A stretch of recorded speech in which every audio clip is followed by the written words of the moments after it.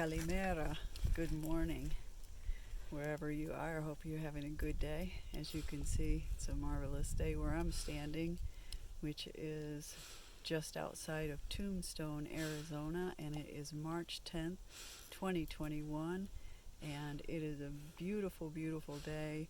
We are in a national forest area, and to the right of me, actually to the left of me, is the Dragoon mountain range.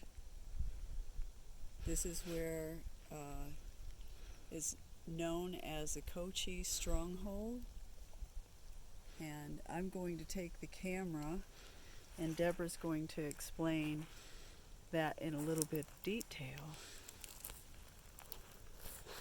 So the Cochise stronghold is named that because of Chief Cochise of the Apache tribe, and there's a specific branch of the Apache tribe called the Chiricahua, I believe is the way it's pronounced.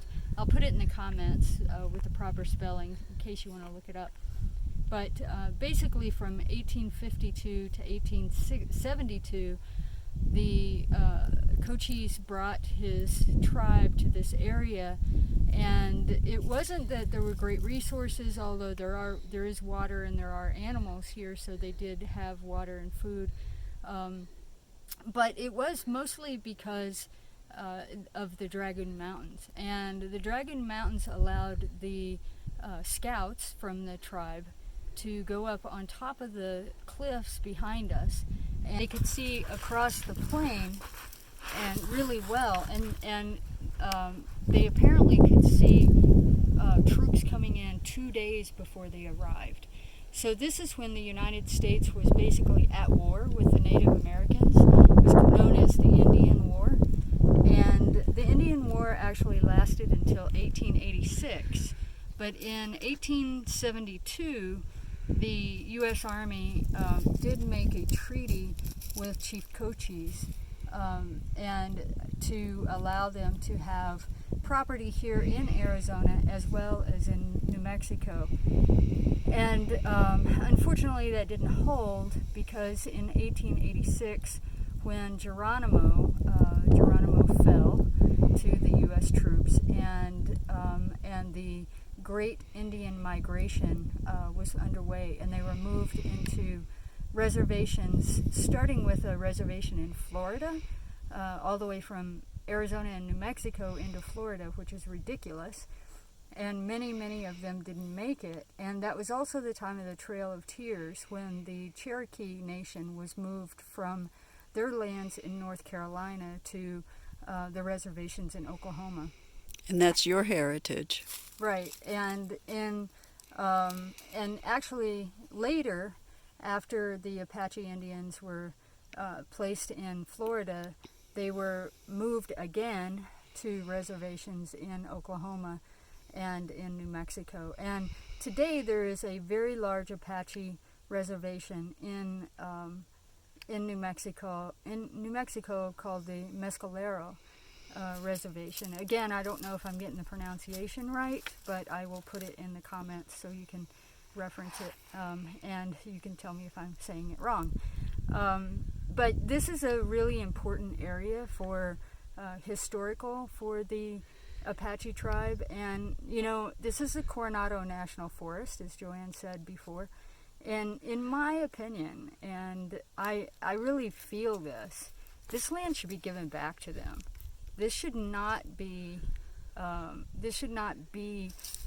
a U.S. national forest.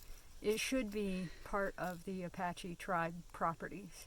And Joanna and I had a really long discussion about this a couple of days ago, and we both agree that is something that should be done by the U.S. government if they actually want to make things right with the Native If you really people. want to address racism, Right. you will give this land back without taxes to the original people, Exactly. their descendants. And it only makes sense. It seems so logical to do that at this point in time in our world, where we recognize the atrocities that were placed upon the Native people, And it wasn't until 1913 that they allowed Native people to move freely through the country.